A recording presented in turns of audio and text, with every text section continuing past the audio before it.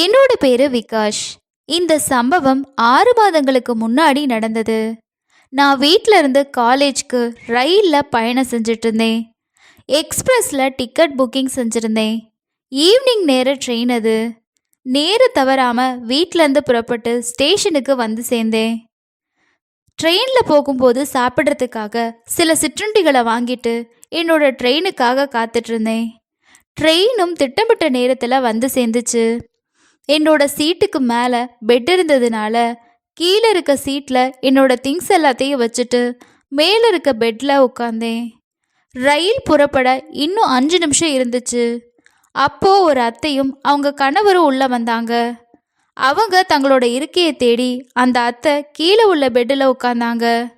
அவங்களோட கணவர் அவங்க திங்ஸ் எல்லாம் அங்கே வச்சுட்டு விரைவாக ட்ரெயின்லேருந்து இறங்கிட்டாரு. ரயிலும் புறப்பட்டுச்சு. நான் என்னோட ஃபோனில் சோஷியல் மீடியாவில் மூழ்கி இருந்தேன். பக்கத்தில் இருந்த இருக்கையில் மற்ற பயணிகளும் இருந்தாங்க. அவங்கள 2 தம்பதியாக இருந்தாங்க. ஒவ்வொருத்தங்களுக்கும் ஒரு குழந்தையும் இருந்துச்சு. அப்படியே உட்காந்து மணி 11 ஆகிருச்சு. நானும் மேலே போயிட்டு தூங்கிடலான்னு நினச்சேன். அதுக்குள்ள டிக்கெட் இன்ஸ்பெக்டர் வந்தார். எல்லாருமே தங்களோட டிக்கெட்டுகளை காட்டினாங்க. அப்போ அந்த ஆண்டிக்கிட்ட அவர் டிக்கெட்டு கேட்டார். அவங்க தன்னோட டிக்கெட்டை எடுத்து டிடிஆர் கிட்ட காட்டினாங்க. அதை பார்த்துட்டு நீங்கள் தவறான ட்ரெயினில் ஏறியிருக்கீங்க, உங்கள் டிக்கெட் வேறொரு ட்ரெயினுக்கு புக் பண்ணப்பட்டிருக்கு அப்படின்னு அந்த டிடிஆர் சொன்னார். அடுத்த ஸ்டேஷனில் இறங்கி உங்களோட டிக்கெட்டை மாற்றிக்கணும். அதுக்கு அந்த அத்தை டிடிஆர் கிட்ட கெஞ்ச ஆரம்பித்தாங்க.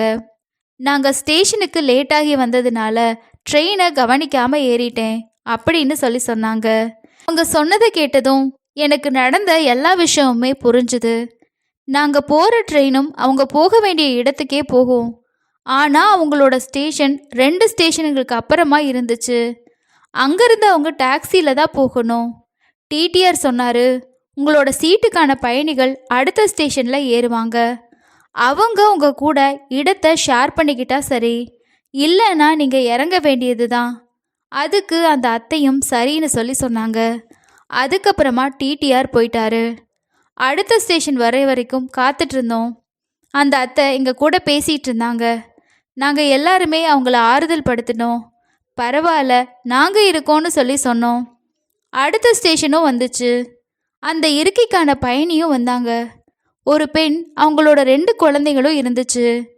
அவங்களுக்கு ஒரு சைடில் லோவரும் மற்ற சைடில் அப்பர் இருக்கையும் இருந்துச்சு. அவங்க அந்த அத்தைக்கிட்ட, இது என்னோட டிக்கெட்டுக்கான இருக்கை, நீங்கள் இங்கே இருக்க முடியாதுன்னு சொன்னாங்க. அதை கேட்டதும் அந்த ஆண்டி ரொம்பவே வருத்தப்பட்டாங்க. இதுக்கப்புறமா அவங்க என்னோட இருக்கைக்கு பக்கத்தில் வந்து உட்கார்ந்தாங்க. நான் எந்த ஆட்சேபனையும் சொல்லவே இல்லை. ஏன்னா யாருக்கும் சிரமம் ஏற்படாமல் இரவு 11 மணி எல்லாருமே தூங்க ஆரம்பிச்சிட்டாங்க. ஆனால் யாரும் அந்த ஆண்டிக்கான சீட்டை கொடுக்கவே இல்லை. ட்ரெயினில் கடைசி ஸ்டேஷனில் அந்த ஆண்டி இறங்க வேண்டிய இடம். காலையில் 7 மணி. நான் எழும்பி பாத்ரூமுக்கு போனேன். திரும்பி வரும்போது அந்த அத்தை ஃபோனில் பேசிகிட்டு இருந்ததை கேட்டேன். நான் அவங்களுக்கு எல்லாத்தையுமே சொன்னேன். நேரம் கடந்து போனால் அவங்கள பார்த்ததில் எனக்கு மனசு வருத்தமாக இருந்துச்சு. அதனால் நான் அவங்கக்கிட்ட, உங்களுக்கு கஷ்டமாக இருக்காதுன்னு சொன்னேன். நீங்கள் என்னோட இருக்கையில் உட்காரலாம், நான் நின்றுக்கிட்டே பயணம் செஞ்சுக்கிறேன்னு சொன்னேன். என்னோட பேச்சை கேட்ட அந்த அத்தை ரொம்பவே சந்தோஷப்பட்டு அழுக ஆரம்பிச்சிட்டாங்க. அவங்க என்கிட்ட உங்களோட சீட் எதுன்னு கேட்டாங்க. நான் எனக்கு மேல் பர்த் படுக்கை இருக்குன்னு சொன்னேன். அவங்க எப்படி இருக்கும்னு யோசிக்க ஆரம்பித்தாங்க. அந்த எண்ணத்திலேயே இருந்தாங்க. நான் அவங்களுக்கு விவரமாக சொன்னேன். அதுக்கப்புறமா அவங்களும் சரி, நாம் 2 பேரும் உட்காரலான்னு சொன்னாங்க. அவங்களும் சம்மதிச்சாங்க. நாங்கள் 2 பேரும் இருக்கைக்கு பக்கத்தில் வந்தோம். நான் பலமாக கெஞ்சியதுக்கப்புறமா அவங்க என்னோட வேண்டுகோளுக்கு இறங்குனாங்க. 2 பேரும் அந்த இருக்கையில் வந்து உட்கார்ந்தோம்.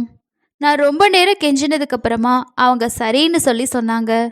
அதுக்கப்புறமா எங்கள் 2 பேர்த்துக்கும் தூக்கம் வர ஆரம்பிச்சுது. ஆனால் இப்போது அவங்க கொஞ்சம் ஓய்வு கிடச்சிது. அத்தை கண்களை மூடிக்கிட்டே ஏதோ யோசிக்க ஆரம்பித்தாங்க. இரவு நேரங்கிறதுனால தூக்கம் வந்தே தீரும். நான் அவங்கக்கிட்ட, அத்தை ஒரு வேலை செய்யலாம், நாம் 2 பேரும் எதிரெதிர் திசையில் தலை வச்சு தூங்கலாம், ரயில் இருக்கே பெருசாக இருந்ததுனால நமக்கு சரியாக இருக்கும்னு சொன்னேன். அவங்களும் சரின்னு சொன்னாங்க. இப்போ நாங்கள் 2 பேரும் தூங்கினோம். என்னோட கால்கள் இருக்கும் பக்கத்தில் அவங்களோட தலை இருந்துச்சு. அவங்களோட கால்கள் இருக்கும் பகுதியில் என்னோட தலை இருந்துச்சு. என்கிட்ட போர்வை இருந்தது. அதை எடுத்துக்கிட்டேன். அத்தை தூங்கிட்டு இருந்தாங்க. ஆனால் குளிர் காரணமாக அவங்க நடுங்கிக்கிட்டே இருந்தாங்க. ஏன்னா அவங்க கிட்ட போர்வை எதுவுமே இல்லை. அவங்களோட பையில போர்வை இருந்துச்சு. ஆனால் மேலே ஏறும்போது அதை எடுத்துட்டு வர மறந்துட்டாங்க. இப்போ பையில இருந்து போர்வை எடுக்க அவங்களுக்கு தைரியம் இல்லை. ஏன்னா அவங்களோட பேகு கீழே இருந்துச்சு. கொஞ்ச நேரம் கழிச்சு அவங்களுக்கு குளிர் அதிகமாக ஆரம்பிச்சிடுது. நான் அவங்கள என்னோட போர்வைக்குள்ளே வர சொன்னேன். ஆனால் அவங்க பரவாயில்ல, இப்படியே சரின்னு சொல்லி சொன்னாங்க. நானும் இப்படி எப்படி பரவாயில்ல, வந்துடுங்க, நம்ம 2 பேரும் ஒரே போர்வைக்குள்ளே தூங்கலான்னு சொன்னேன். இப்போ அவங்க என்னோட போர்வையில் என்னை ஒட்டி தூங்குனாங்க. எனக்கு சூடாக தோணுச்சு. சில நிமிஷங்களுக்கு அப்புறமா நான் என்னோட நிலையை மாற்ற ஆரம்பித்தேன். ஆனால் இடம் இல்லாததுனால பின்னாடி செல்ல முடியல. அதுக்கப்புறமா அப்படியே நான் படுத்திருந்தேன். அவங்களுக்கு வயசு ஒரு 35. அவங்களோட அடையாள அட்டையை பார்த்து தான் எனக்கு தெரிஞ்சுது. நான் என்னோட தலையை அவங்களோட கால்களுக்கு மேலே வச்சு தூங்கிக்கிட்டு இருந்தேன்.